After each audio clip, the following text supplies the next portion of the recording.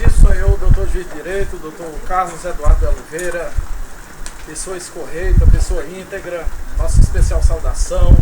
Quero saudar também a parte ex-adversa, a pessoa do doutor promotor Elton Vanderlei Leal, a assistência da acusação aqui representada na pessoa do doutor Paulo Quezado, bem como do doutor João Marcelo, nossa saudação. Quero nesse momento também saudar a nova defesa aqui representada na pessoa do doutor Écio Quaresma Filipe, amigo, companheiro, pessoa que demonstra muita seriedade na condução dos seus trabalhos, bem como Daniel, futuro advogado, doutora Amanda, doutora Neuzineia. Quero saudar também nesse momento a briosa Polícia Militar que está aqui a nos guarnecer, as pessoas em geral.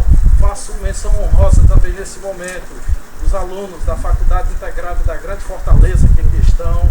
Meu professor Roberto Ney, defensor público do Estado do Ceará, estava aqui presente. Aos novos defensores, doutor Alexandrino, que já passou pela nossa morada nova.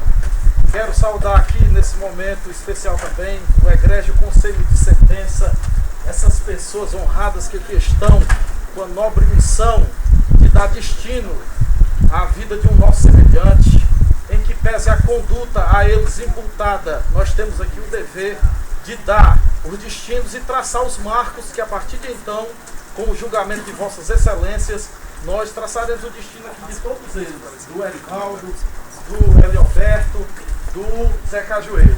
Então eu quero aqui, de prelúdio, apresentar especialmente algumas contradições de uma pessoa que é de fundamental importância para esse processo. Essa pessoa, ela desde o início, em um contexto de briga, nós podemos observar em uma discussão de relacionamento, ela com seus sentimentos, é verdade, sofridos, seus sentimentos realmente abalados em decorrência de uma separação, e todos nós sabemos como é o deslinde de uma separação. Toda separação ela traz, no mínimo, um fato traumático na vida do ser humano. E nunca queira ser inimigo de uma ex. Isso é um fato comprovado, porque normalmente é o momento em que se vêm as agruras, é o momento em que as angústias são postas para fora, e muitas vezes a gente se depara com uma situação dessa. De um lado, um marido que estava se sentindo traído, em momento quis até rebater a traição, sendo honesto em falar a respeito daquele desafeto, e mostrou ele aqui com verdade perante vossas excelências, que até de início ele tramou de fato uma empreitada, não sei se para matar ou não sei se para dar susto. Fato é que ele teve a honestidade de chegar aqui perante vossas excelências e dizer tudo isso. Então, excelências, um fato que me chama a atenção: de um lado estava esse homem, do outro lado estava uma mulher que, inconformada, não aceitava em hipótese nenhuma o término do seu falido relacionamento. E como situação absurda que a gente percebe que emana dos autos, ela vem, depois de longa conversa, dizer o seguinte: em 18 anos de relacionamento, entre as idas e vindas, agora quase separada, ou se não separada, dizer o seguinte: Lourinho, como prova de amor, veio até mim e confessou o crime. Excelências, isso é um absurdo, principalmente num relacionamento que estava no final. Em 18 anos, a pessoa de Tânia vi perante ele, o caderno processual, o que é que policial, volume 1, vi perante ele falar a respeito desses fatos. E eu vou mostrar aqui essa pessoa de nome Tânia, que ela traz aqui verdadeiros absurdos processuais, e nós vamos demonstrar aqui que se existe uma pessoa que mentiu nesse processo, o nome dela é Tânia. E eu vou mostrar com base em fatos, que nós não estamos aqui para apurar esse fato da morte desse empresário sob o manto de meras ilações. Nós estamos aqui para apurar esse fato, para que a gente se aproxime da verdade real. Excelência, se nós aqui sairmos e fazermos um juízo condenatório com base em indícios, que eu vou mostrar o que é indício, vou mostrar o que é prova, não são as mesmas coisas. Vou demonstrar isso perante vossas excelências, para que a gente possa fazer um juízo tranquilo. Tenho a mais absoluta certeza que eu estou diante de pessoas inteligentes, e eu respeito demais. E esse Conselho de sentença da cidade de Calcaia é muito bem falado no estado do Ceará. Quando a gente vem fazer um júri desse, sobretudo com esse grau de responsabilidade, a gente procura saber quem são as pessoas, como são os julgamentos. E eu observei a maturidade que vossas excelências têm de fazerem julgamentos. Isso daqui que aconteceu, do próprio conselho questionar em determinados momentos e fazer perguntas, isso daqui não é em todo canto que acontece, não. E isso demonstra o quê? Maturidade. Isso demonstra o quê? O sentimento de busca pela verdade real. Isso é importantíssimo. E eu quero começar aqui mostrando, à luz do caderno processual, as contradições de Tânia. Me reporto nesse momento às folhas 136 do inquérito policial, volume 1, para que a gente verifique, à luz deste caso, e possa fazer efetivamente uma análise essa com base no sentimento que nós temos dentro de nós. Sentimento esse que eu chamo de justiça. A justiça, ela não busca outra coisa senão a verdade. Somente isso. Ah, morreu. Foi latrocínio, foi um homicídio encomendado. Os autos, nós vamos demonstrar que ao longo desse processo, que ele deixa um ponto de dúvida muito grande. E nós vamos perceber que, por mais que a gente não possa afirmar aqui de forma categórica, nem defesa e nem acusação, vamos perceber que tudo pode ter acontecido, ou latrocínio, ou homicídio, enfim, tudo pode acontecer em sede de interpretação, sobretudo. No caderno processual, especialmente, no inquérito policial, aos folhos 136, nós temos aqui a primeira contradição de Tânia.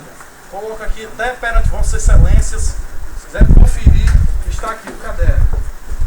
O que foi que Tânia disse? Que Lourinho disse que no dia isso, do delírio, o Evandro era quem lhe passava as informações sobre o movimento da empresa, de quem havia saído e quem continuava no recinto. E é consabido ao longo de toda a instrução processual, inclusive fato esse confirmado pela Fabiana, filha da vítima, que Erivandro estava de férias. Então já começamos a perceber de início que tudo isso que ela veio se arvorando na verdade, criando detalhes de um fato que ela conhecia, e é tido como a verdade desse processo.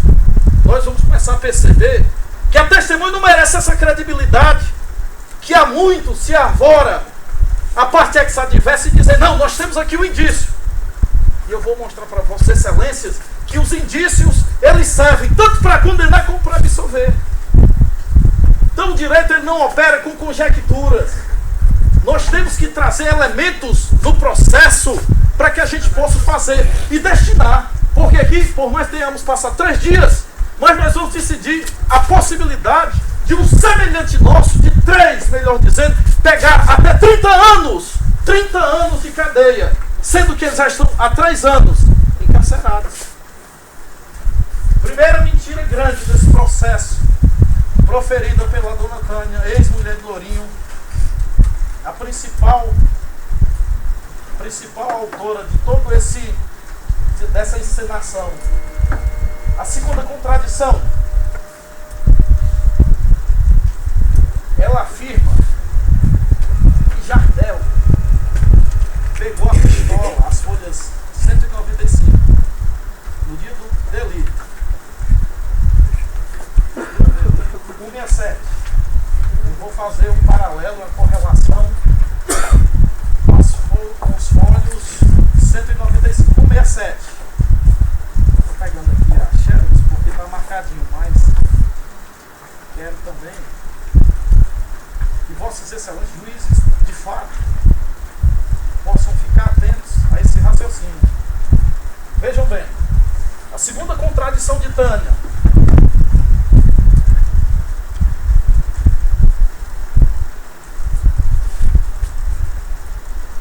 Jardel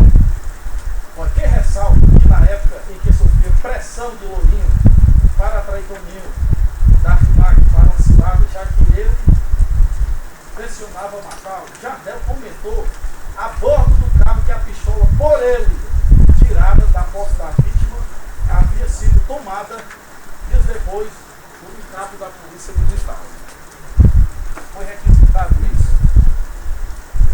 A coordenadoria, aos folhos 95, a coordenadoria integrada de operações de segurança. Documento oficial, está aqui no caderno processual, da Coordenadoria Integrada de Operações de Segurança. O que reza esse documento, essa declaração? A declaração diz assim, ó: declaro para os devidos fins que não há registro nessa Coordenadoria Integrada de Operações de Segurança de nenhuma ocorrência de apreensão de pistola 380, que era a pistola da vítima, com numeração, aí cita a numeração, fato ocorrido no dia 20 de julho de 2012.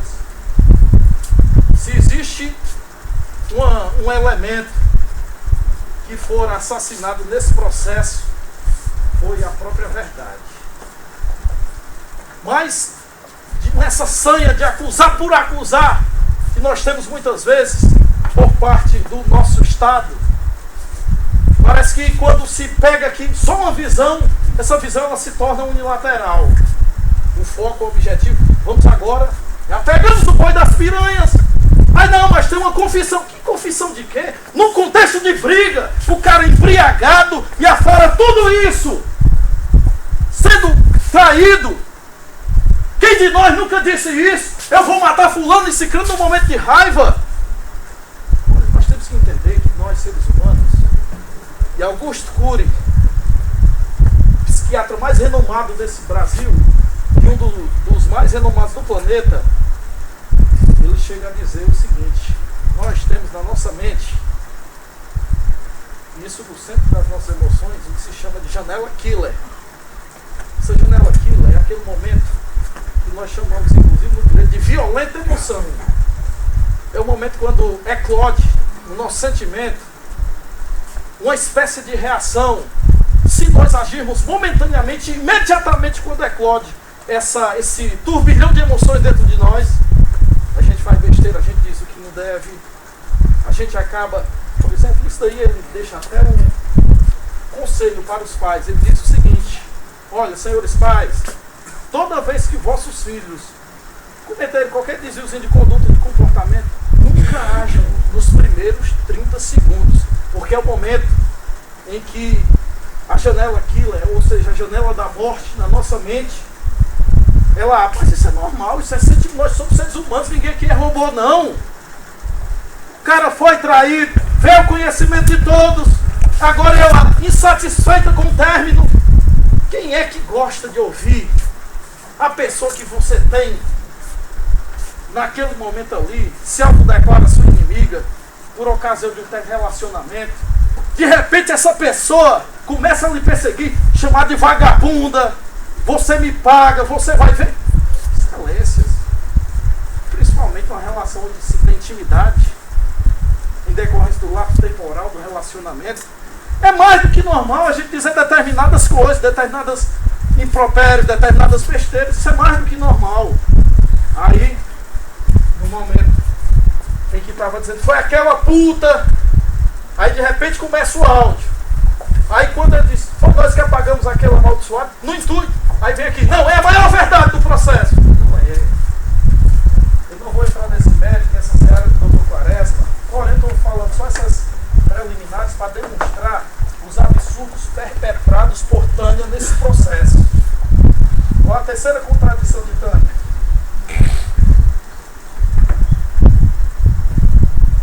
Ela afirmou categoricamente que o Lourinho criou a história da transferência da moto no dia do delito.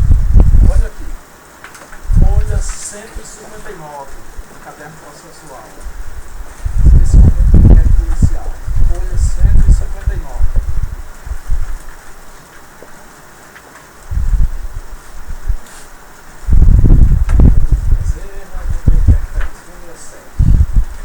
Só para que eu possa ler no início, para vocês perceberem a maldade, lamentavelmente. Tem pessoas boas no mundo? Tem. Tem pessoas más? Tem também. Talvez Tânia seja uma pessoa má, eu não posso afirmar, mas esse comportamento aqui é típico de uma pessoa que queria prejudicar a outra e nada mais. Mas veja bem. As folhas 167 de Quetudos, que é o volume 1, que afirma categoricamente. O que é uma afirmação categórica? É uma afirmação extrema de dúvidas. É uma afirmação de ter certeza plena e absoluta e convicta. Veja bem, olha que afirma, extreme de dúvidas, que Lourinho cria a história relacionada à transferência da motocicleta e a sua ida ao Detran. Então ela afirma aqui, ó, extreme de dúvidas. Vamos visualizar agora os folhos 159. Esse é o termo do depoimento que presta Danilo Bezerra, que era a outra pessoa, um ex-sócio de Erivaldo, da qual nós somos o nome dele, que queria participar daquela negociação. Veja bem. O que é que diz? Olha o 159. Que recorda que no dia anterior havia combinado com o Lourinho de encontrá-lo no dia seguinte no Detran de Messejana para realizar a transferência da motocicleta que estava no nome do depoente. De onde foi que Lourinho tirou essa história? Está aqui. Quem está afirmando isso? Danilo Bezerra. Essa história não caiu do céu e foi criada não. Porque aqui quando é para incriminar, pega-se uma prova que nós entendemos ilícita, que quando nós chegamos com uma prova que era para absolver, esse júri não era nem para existir.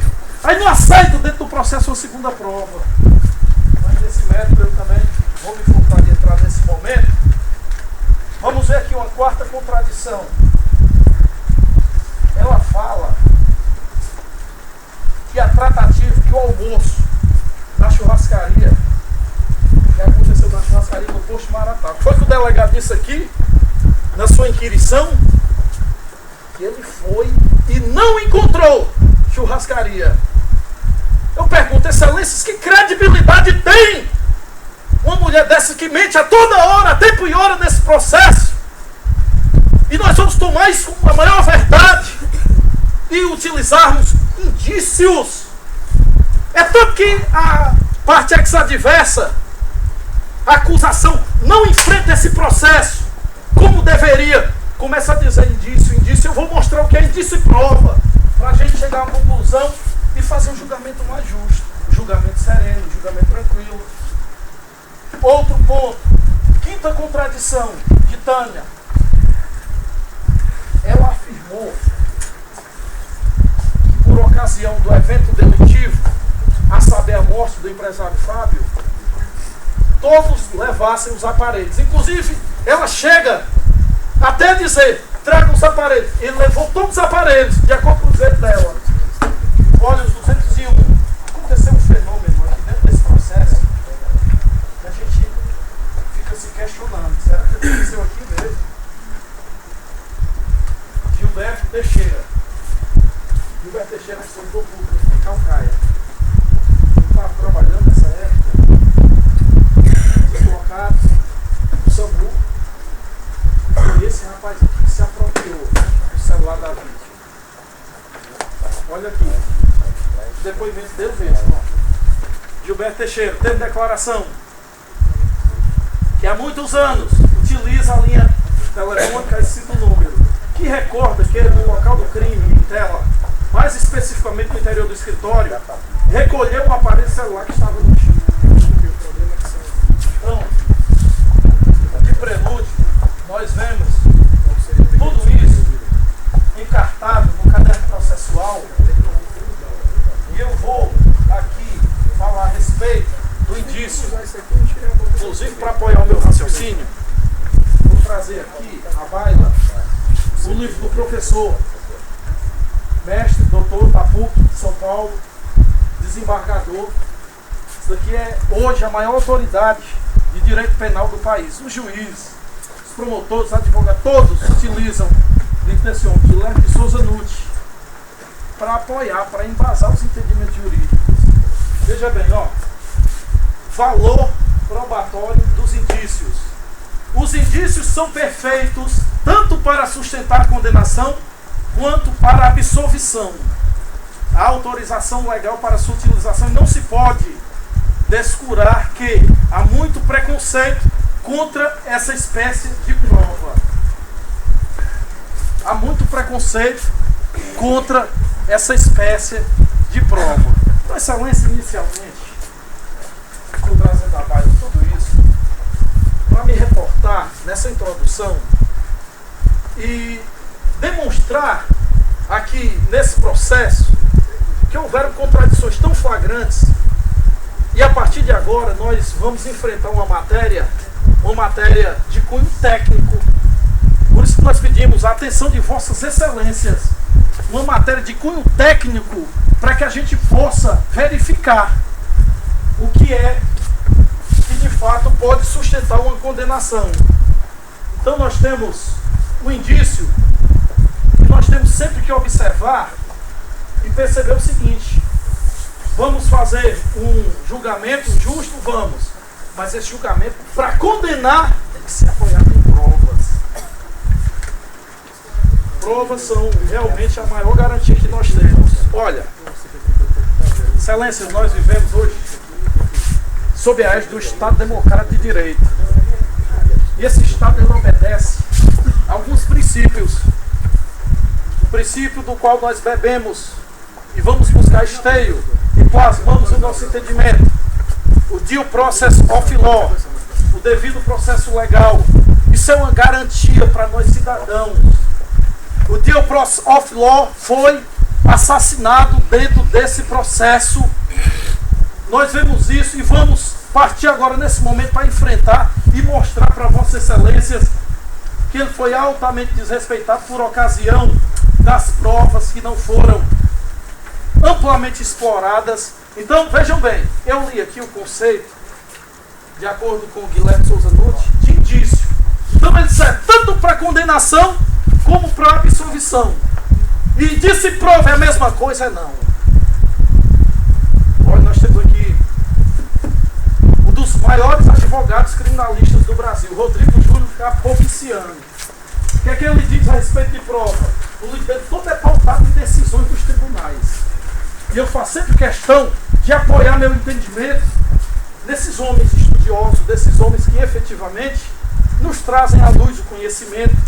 Nós somos altamente falíveis, como foi narrado aqui, é verdade. Então a gente precisa apoiar o nosso entendimento no entendimento de algumas pessoas. Então vejam bem, prova, de acordo com a doutrina de Júlio Fabrini Mirabete, provar é produzir o estado de certeza na consciência e mente do juiz para sua convicção a respeito da existência ou inexistência de um fato, ou da verdade ou falsidade de uma afirmação sobre uma situação de fato que se considera de interesse para a decisão judicial ou a solução de um processo.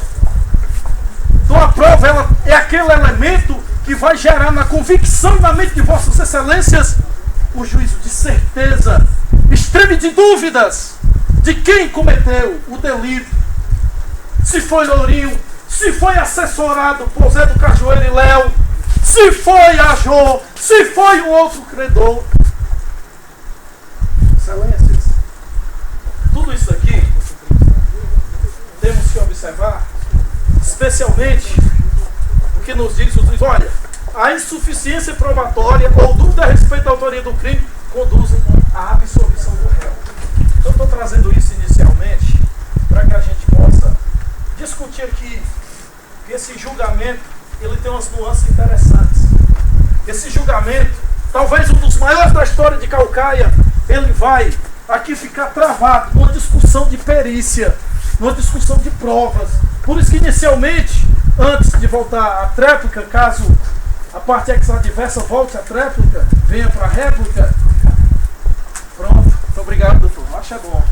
Então, em um segundo momento, vamos apresentar aqui a nossa visão a respeito disso. Eu estou explanando inicialmente e fixando esses marcos conceituais do entendimento de Vossas Excelências. Para quê?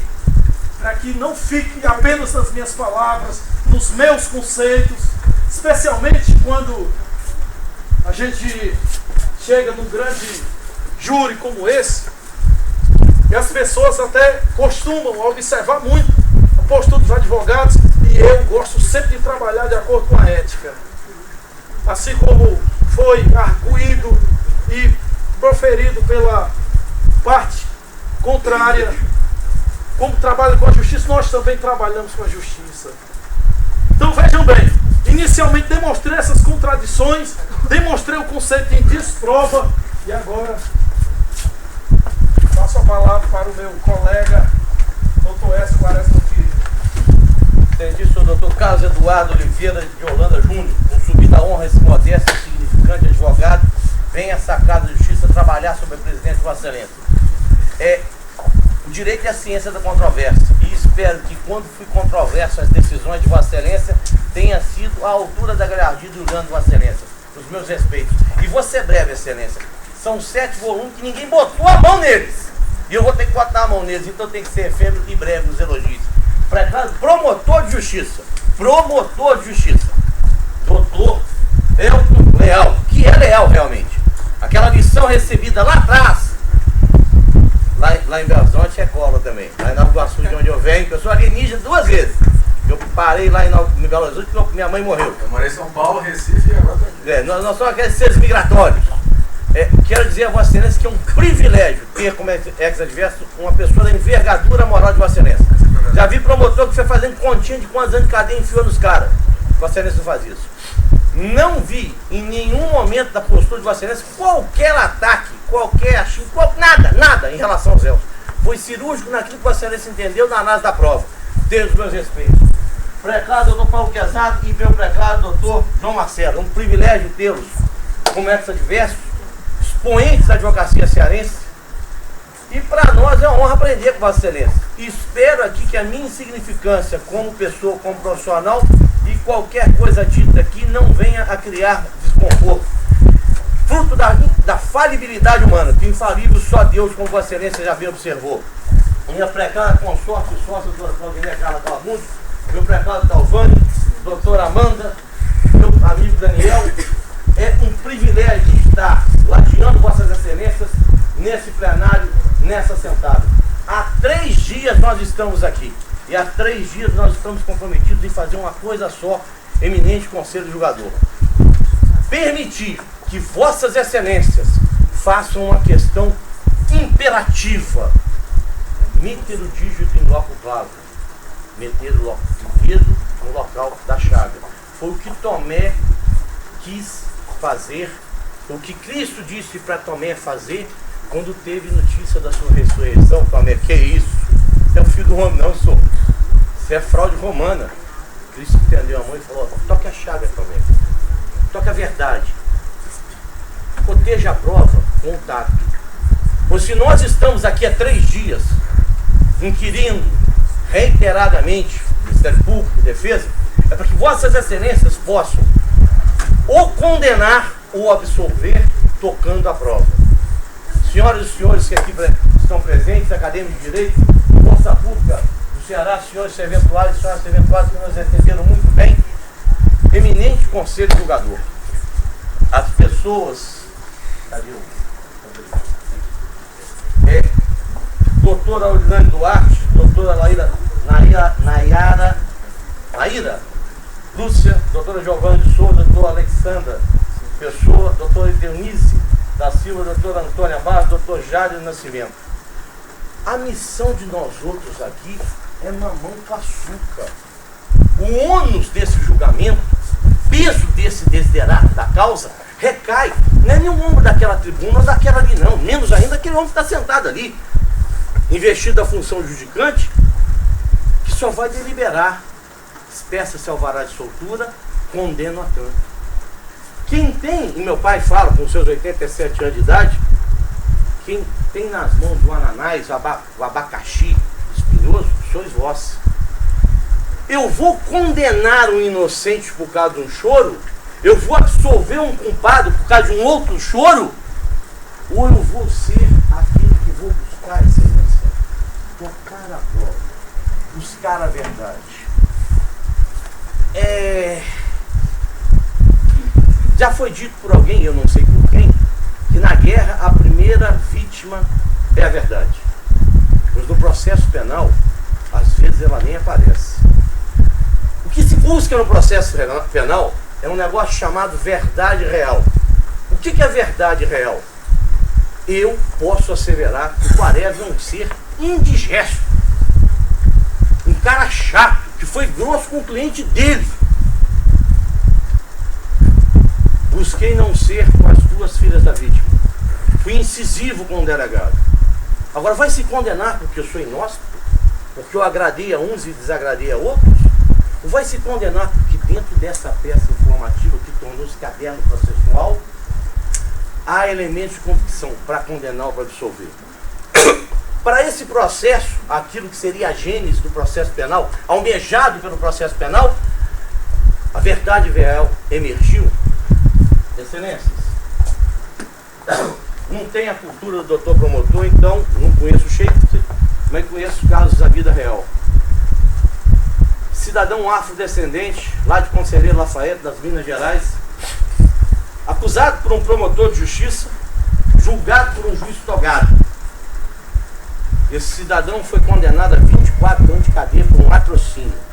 O que é o crime de latrocínio? Matar para roubar ou matar para manter a posse da res furtiva. Aqueles que defendem pena de morte, e eu defendo, desde que comecemos pelo político corrupto, já imaginou, doutor? Um paredão para os 584, doutor Guerzado? 584 paredão, mais o pessoal da Esplanada dos Ministérios, né? Palácio do Planalto. Nós faríamos uma faxina política. O latrocínio seria um dos delitos apenados com a pena capital. Porra, que coisa abjeta, você mata o cabra por causa de 10 centavos? Por causa de um relógio? Então isso é abjeto. Mas aí eu vou perguntar a vossas excelências, quando acontece o erro? Esse caso aqui, lá nas Minas Gerais, ele foi reportado no Fantástico. O indivíduo, certa feita, foi pilhado pela polícia civil, tomou um cacete, foi levado para a delegacia e autuado em flagrante pelo crime de latrocínio. Acusado por um promotor de justiça. E aí, uma vez, doutor, nós estávamos fazendo um júri e o promotor, meu ponto de vista, eu peguei um colírio Moura Brasil e falei, ó, visão opaca, colírio Moura Brasil. Não é porque ele é promotor de justiça que ele é infalível, não, ele é ser humano. Não é porque ele é magistrado que ele é infalível, não, ele é ser humano. Só aquele que está pregado ali, o pai dele, que é o pai de todos nós, que é infalível.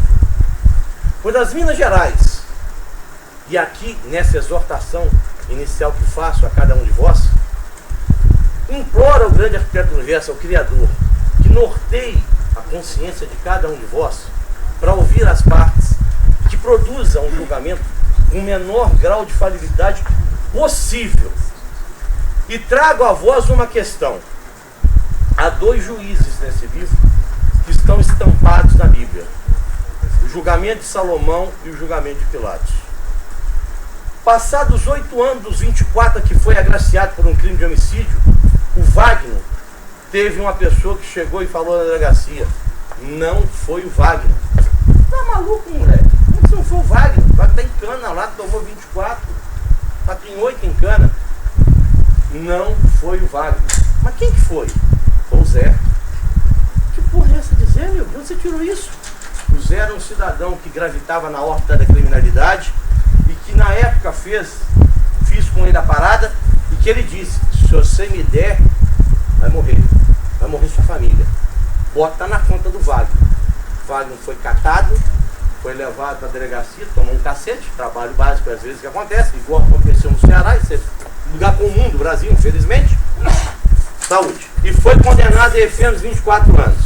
Pois bem, fez-se uma justificação criminal. Pegou esse menor, levou perante um juiz, o menor chegou e falou o seguinte: não foi o Wagner, aconteceu, foi isso. O Ministério Público perguntou, a defesa perguntou, manejou-se uma revisão criminal. Ela foi apresentada a desembargadores. Não é só aqui que se vende sentença, não. Infelizmente, em Minas Gerais aconteceu um caso. No STJ já aconteceu um caso. Não chegaram ao STF ainda, né? Pelo menos esperemos, olha que não tenham lá nos homens. Mas já pegaram o nego corrupto para todo lado. Quando eu chego e falo que eu fui dependente químico, não é para aparecer, não. Eu superei uma das substâncias mais terríveis na face da Terra, que é o crack. outra heroína. Eu assumo o meu erro. E o meu problema foi de saúde, não foi de caráter. Eu reconheço os meus vícios, os meus defeitos. Porque eu penso que aqui eu posso elevar a voz e falar, eu reconheço o meu erro, eu entendo que eu posso saber ou dizer onde eu acho que o Vossa Excelência errou. Onde eu acho que o delegado errou. Onde eu acho que um choro aqui não foi sincero. Ou pode ter sido sincero, mas de arrependimento. Porque omisiou durante todo um procedimento inquisitorial e judicial.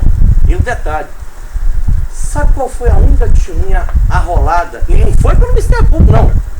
Foi pelo patrono da assistência, pelos patronos da assistência. Foi o delegado.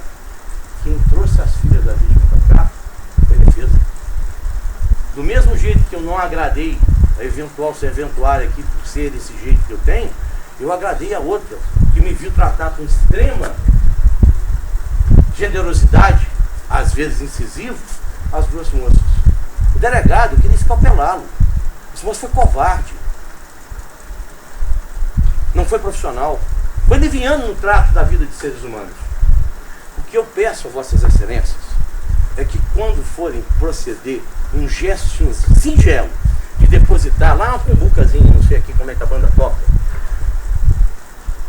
uma palavra monossilábica, sim, a outra monossilábica, as duas de 3 letras, não, que tenham a convicção de que estão decidindo a vida de um culpado colocando na rua ou de um inocente colocando na cadeia. E o que eu peço a vós é que errem o mínimo possível e que tenham uma lição lá das Minas Gerais, do Tribunal de Justiça de Minas Gerais, a respeito de 2 magistrados. Covardia não é um dos meus defeitos. Deslealdade também não. Tanto é que eu falei com o doutor promotor. Ele falou, Guareza, você está errado. Ele tratou com o doutor Guareza. O Guareza, você está errado. Eu vou falar isso. Do mesmo jeito que eu falei da lealdade dele. Poucas vezes enfrentei um homem tão leal igual a esse. Tem lealdade até no nome. Ele tem um ponto de vista dele. Não vou dar colírio no Brasil para ele não. Mas eu vou dizer que o posicionamento dele está deveras, absurdamente equivocado. E o que eu não quero que Vossas Excelências façam é julgar com o coração.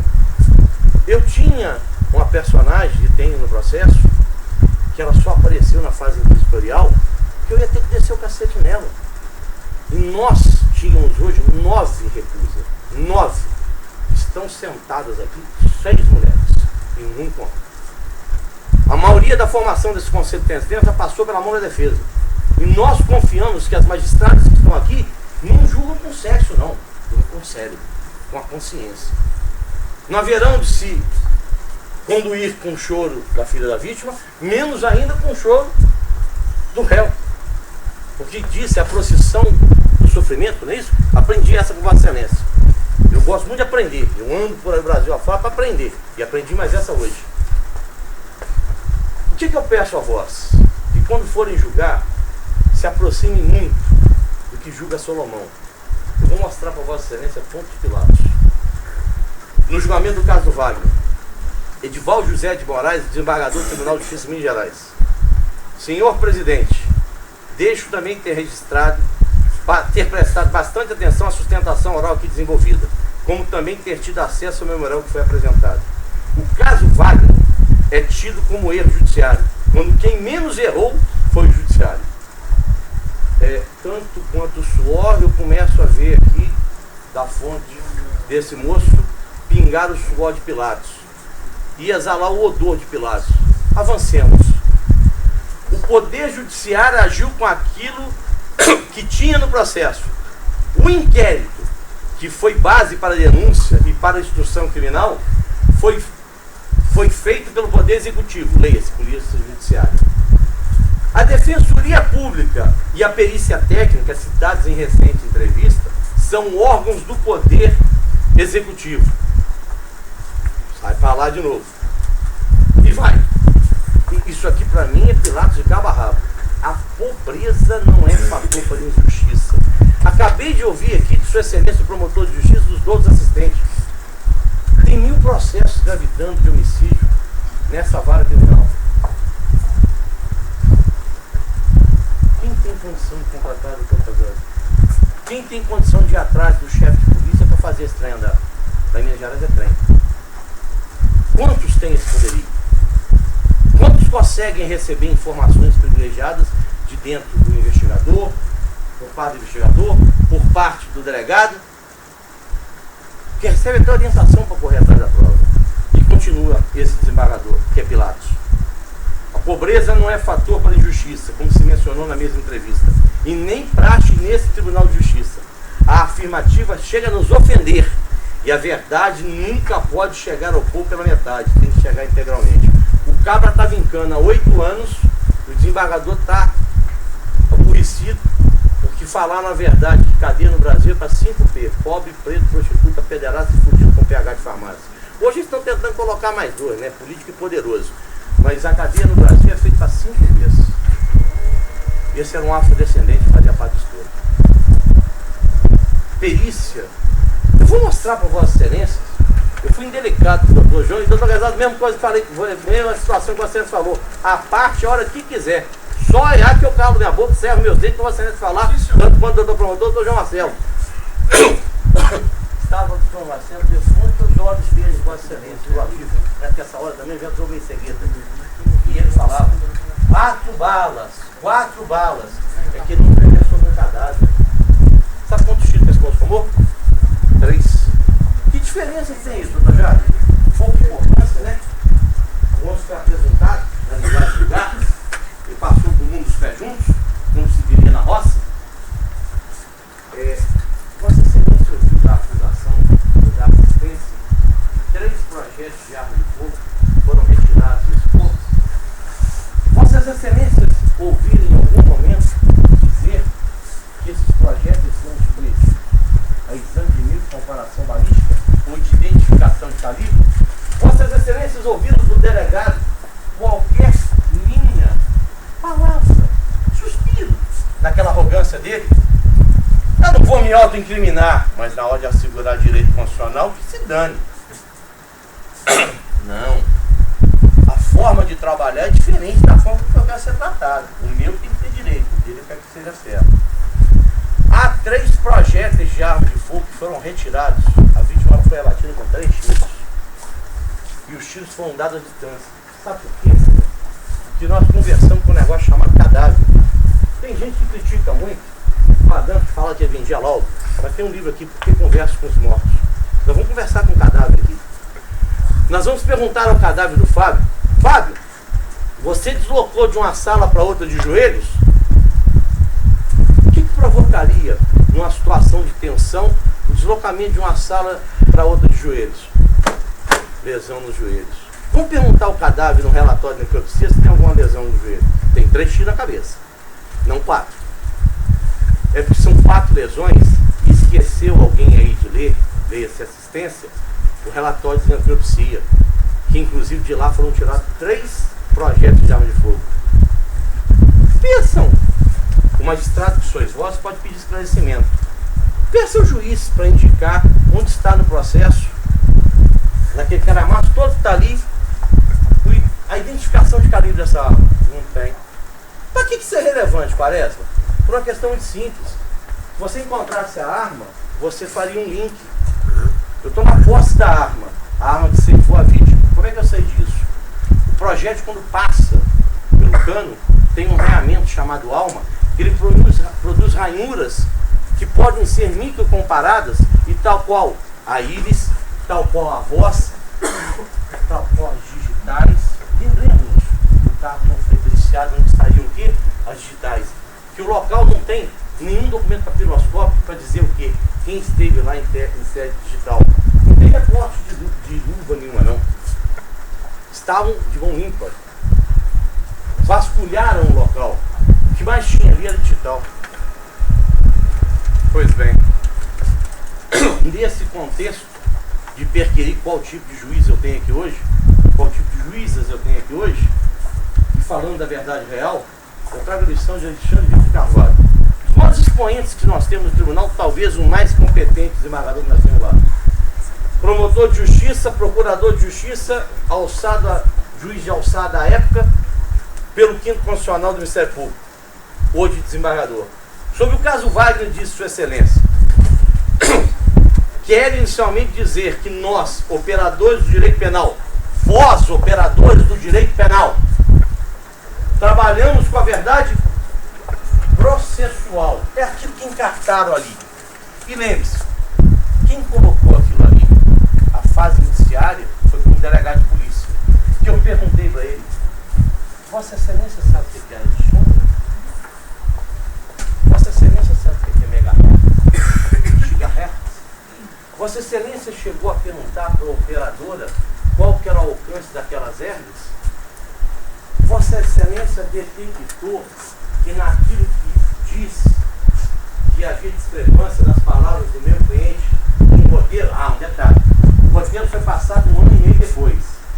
Quando eu fui perguntar para ele sobre o atestado, eu não estava atrás da opinião dele não, eu só queria que ele me reportasse. Poxa, um segundo. Excelências, quem fez esse bagulho aqui foi a operadora, não. O Clérison está ali fora, que não entende nada de área de sombra. Esse desenho aqui não é da Oi, não. É dele. Ele fez isso aqui com base nesses dados que estão aqui.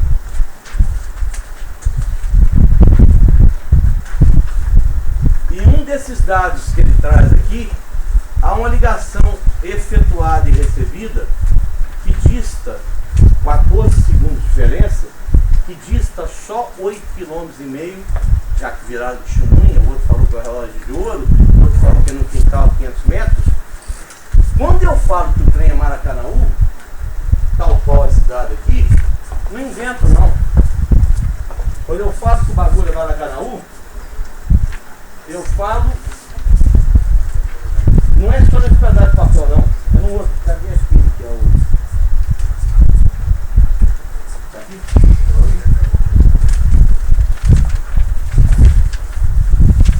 Não, tem outro achei agora. Tem outro também. Eu vou ver.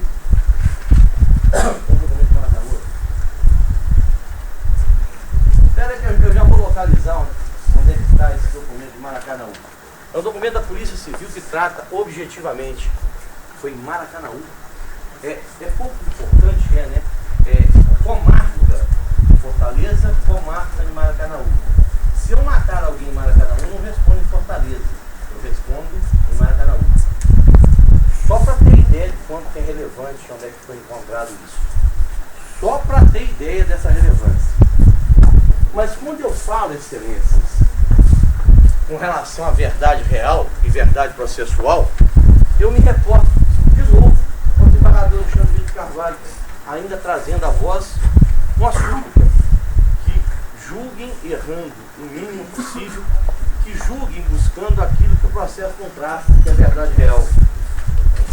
Disse Sua Excelência, não existe, reitero, não existe em nenhum processo verdade real.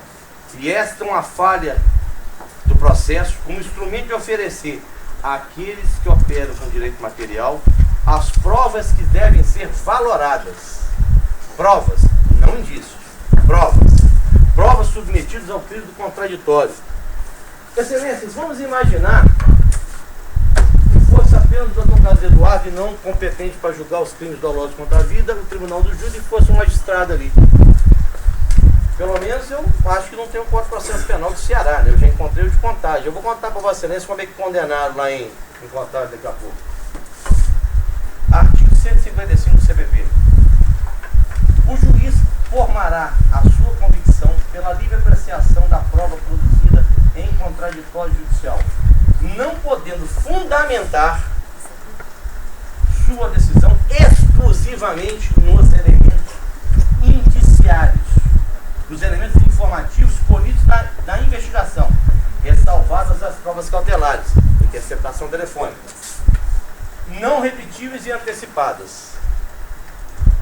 Ora, e aí já pedi a Sua Excelência, doutor promotor, tanto quanto doutor assistente, que isso constasse na assentada que a acusação lastreou-se especificamente, exclusivamente, na prova indiciária, ofendendo o artigo 155 do Código de Processo Penal e, via de consequência, o devido processo legal, que é preceito constitucional. Então já pedimos para lançar aí essa questão. Quantos volumes tem esse processo? O processo está aqui, ó. volumes. Viram por acaso a acusação botar a mão naquilo ali? Não. Não ultrapassaram a barreira do primeiro volume. Pergunta a vós. O delegado não quer ser autocriminado. Mas ele contou para o povo que tinha uma gravação, que tinha alguém falando que ele estava envolvido no crime. Mas vai avisar, isso é direito. Falaram que tinha direito ao silêncio. Um cajueiro. Eu tenho aqui no conceito de sentença, professores. Eu tenho. Doutora Naira, professora. Naira, desculpa, obrigado. Doutora Naira, professora. Doutora Giovana, professora. Então tem duas professoras no conceito de sentença. Vai ensinar ao aluno de cada um de vós que não tem que respeitar a lei? Que não vai se assegurar o direito que o indivíduo tem, o ser humano tem, de ter assistência do advogado, de saber que está sendo acusado? É assim que a banda toca por aqui? Porque eu sou amigo de alguém que é chefe de polícia e aí eu vou tocar a banda? Eu creio que não é assim que funciona, não. Pelo menos na consciência de cada um de vós, não é assim que funciona, não. Desembargador Alexandre Vitor Carvalho continua. E o caso Wagner Lúcio da Silva é um caso lapidar, no sentido de demonstrar que aqueles que instruem os inquéritos, e sabemos todos que a acusação se baseia nas provas do inquérito, devem ter extrema atenção, máxima responsabilidade, porque sabemos todos que normalmente a prova do inquérito é reproduzida no processo, e esta prova que vai condenar ou absolver o acusado. Este caso é dos mais lamentáveis que já pude presenciar no Poder Judiciário. E aqui ainda tem um arremate. É a onda da delação, diz ele, e nos leva também a uma reflexão, que a valoração do Poder Judiciário está dando às delações dos corréus, em especial os corréus menores. Eu tenho dois magistrados na Bíblia. Um é Salomão, o outro é Pilatos. Um que lava as mãos com um choro e com um pranto da filha da vítima, que se abstém de lavar as mãos com o choro do réu, e o outro que é Salomão, que julga com sabedoria. O que eu imploro a cada um de vós é que julgue essa causa com sabedoria, e não lavando as mãos, com o choro de quem quer que seja. Doutora Cláudia, a senhora pode me emprestar o relatório de autopsia? Eu também, e eu posso asseverar que o doutor Quezada não se tornou o expert sobre o assunto da advocacia cearense, sentado ali do lado de onde ele está, não. Ele virou um monstro sagrado um tempo aqui a ser reverenciado no Ceará, foi advogando a defesa, tanto quanto o doutor João Marcelo. Foi ele não. E bem remunerado, que merece. Bom profissional merece ser bem remunerado. Eu não criou fortuna à toa, não. Não criou aquela família espetacular ali de juristas impunemente, não. Porque tem talento. E tendo talento, o doutor João Marcelo só escreveu um negócio de mim, chama relatório da necropsia. Vamos conversar com o cadáver? É impactante. Se eu estivesse acusando, eu mostraria a foto do cadáver. Mas ele esqueceu de ler esse pedacinho de papel aqui. Três folhinhas. Se eu estiver falseando a verdade, um sinal apenas para me delatar na leitura que vou fazer. Francisco Fábio Vasconcelos, 10/20, dia 21/7. O cadáver dele foi apresentado a um médico legista que fez uma necrópsia, ou necropsia, e foi lá saber, cadáver, do que você morreu? Como você morreu? O indivíduo pode ter 3 tiros na cabeça, ter sido envenenado e depois ter sido abatido a tiro. O cidadão pode estar pendurado na corda, foi suicídio. E ele tem nas vistas um veneno, cianureto. E ele foi envenenado e pendurado lá. Então, conversar com o cadáver é imprescindível para isso. Vamos conversar com o cadáver? Continue finalmente. Exame externo. Hematoma periorbital bilateral maior à direita. Lesões perto dos ponturas circulares com borda invertida de asa no chumbo de órgãos coriações. O que é isso? O projeto de arma de fogo, ele perfura e contunde. Pérfuro contundente. Então, aqueles orifícios que estão no crânio dele, no hospital dele, são os orifícios de órbita invertida compatíveis com o ingresso de projeto de arma de fogo. 3, não 4. Sabe por que ele se confundiu? Ele não leu isso aqui, ficou adstrito exclusivamente ao laudo que ele foi mostrar aqui de local para impressionar vossas excelências. Se eu tivesse avisado, eu faria isso também. É o jogo. É a teoria dos jogos lá do Alexandre Moraes, né, que eu tive o prazer de conhecer e palestrar com ele em alguns lugares. Né? Qual o momento oportuno de você pedir, de você apartear, de você falar, de você requerer, de você perguntar? Isso é um jogo. O que está em discussão aqui é a liberdade daqueles indivíduos, libertando inocentes, ou a condenação imerecida, ou a condenação merecida. Quem vai discutir somos vós, sois vós. Ora, foto eu vou trazer para cá de novo. Vamos conversar com o cadáver? Vamos pegar o testemunho do cadáver? Pois o que o cadáver vai falar? Características de orifício de entrada de projéteis únicos de arma de fogo por disparos à distância. Uai, doutor, eu estou querendo executar o cabra com um tiro na cabeça. Ao invés de colar lá, não. Os tiros foram dados assim. E ele diz aqui que era para humilhar a vítima. A Tânia fala isso. A filha reproduz isso. Eu desafio o Mr. Público me partilhar e mostrar onde é que estão as lesões no joelho. Num cabra que teve que sair ajoelhado de uma sala para outra, com a arma apontada para a cabeça. Onde é que tem uma lesão nesse moço no joelho? Não existe.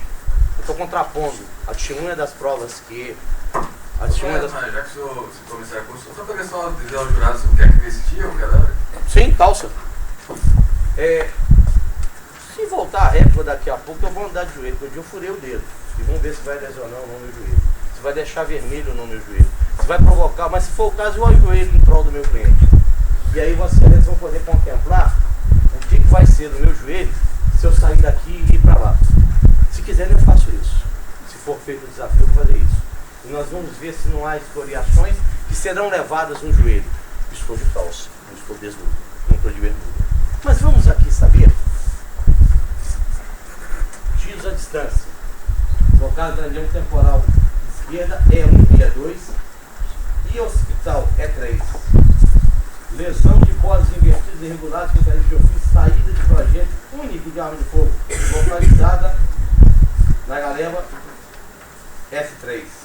Exame interno é 1, é 2, é 3. E aqui, excelências, vem uma pergunta que eu faço a vós. Os 2 núcleos de chumbo e as 2 jaquetas retiradas foram coletadas em um recipiente devidamente identificado e encaminhado ao setor criminalístico. Onde é que está essa perícia? Para que eu vou preocupar em prova técnica?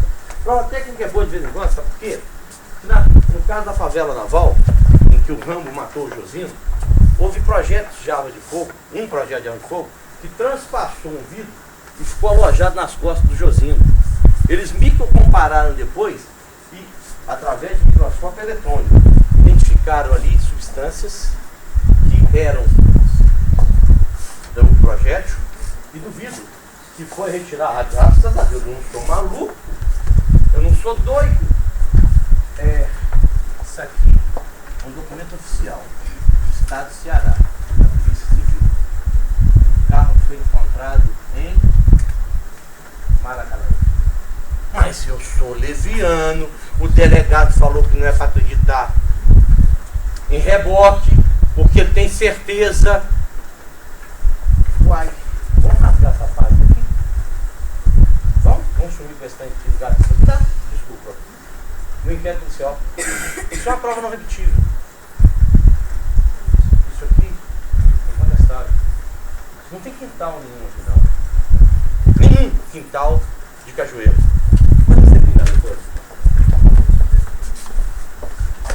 E há mais, excelências. Há mais. Segue o laudo.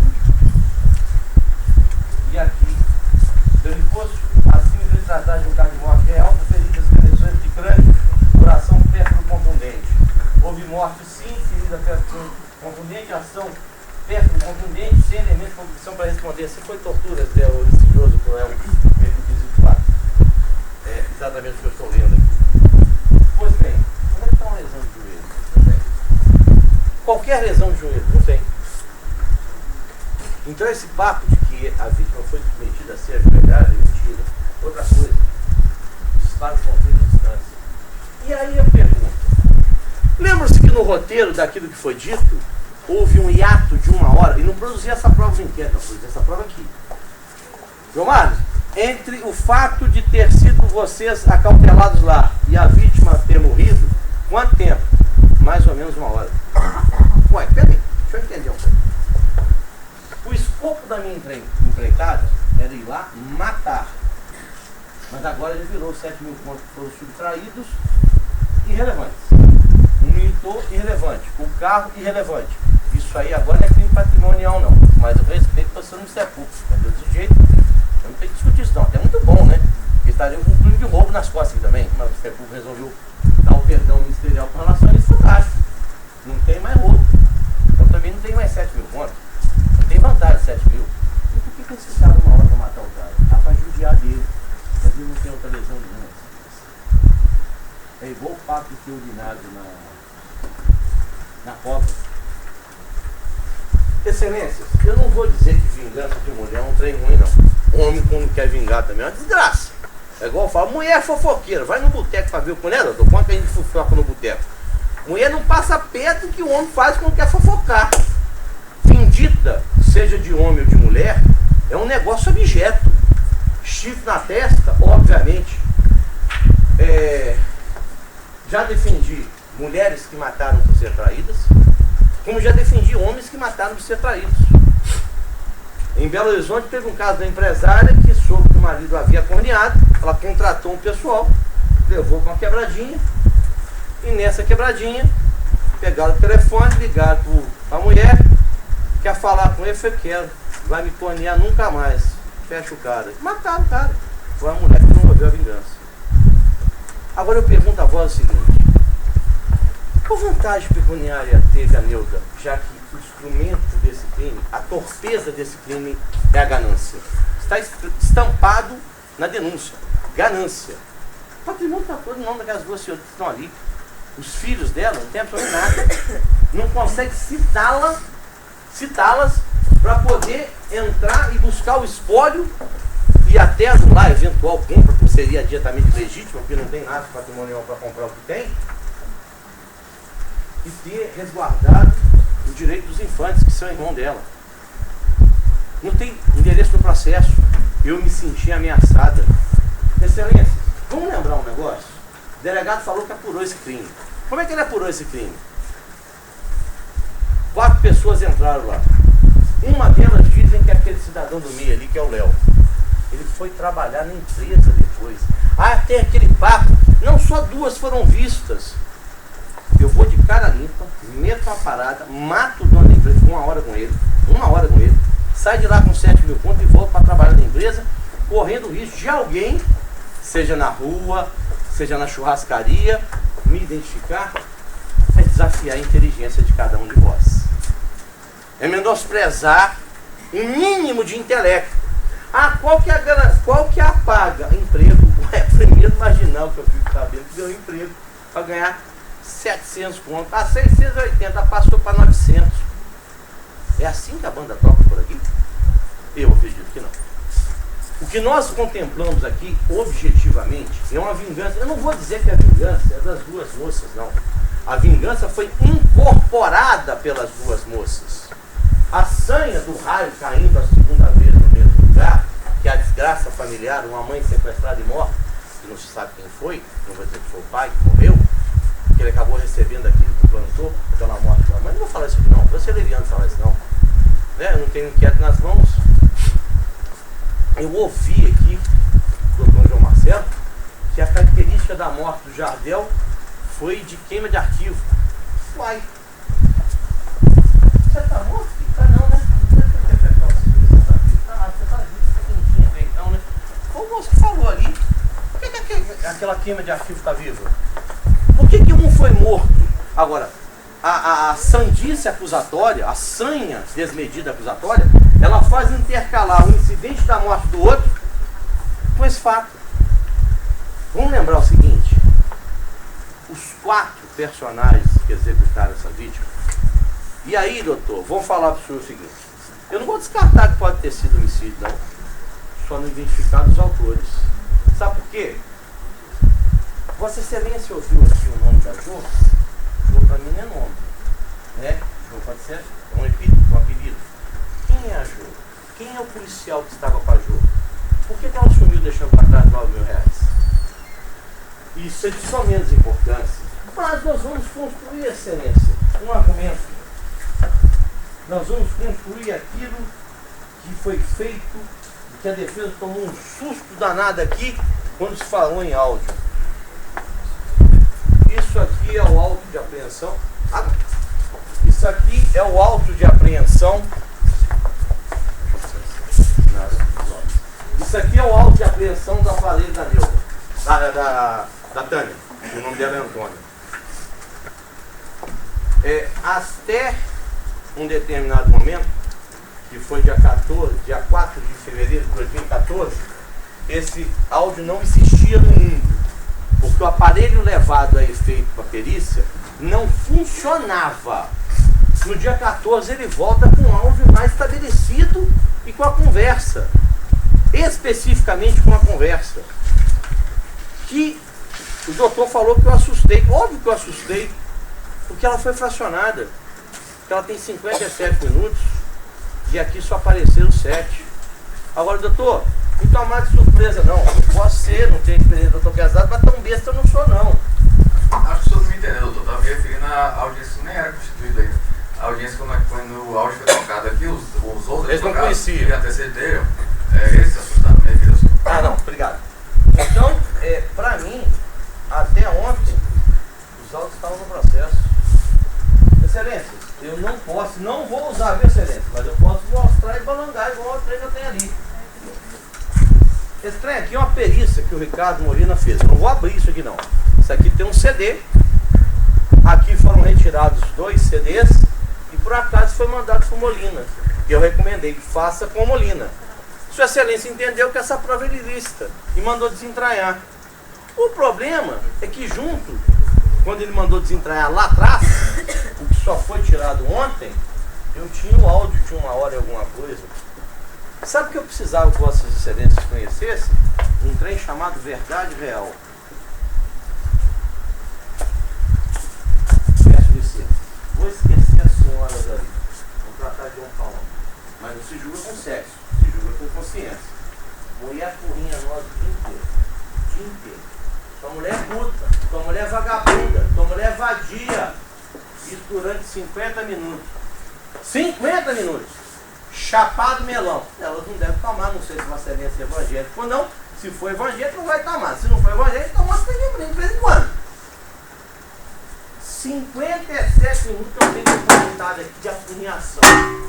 A determinado momento, o que eu faço? Tanto que é a porra mesmo! E aí virou confissão.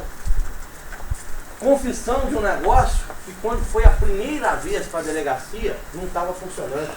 Agora, Excelências, vamos cortar som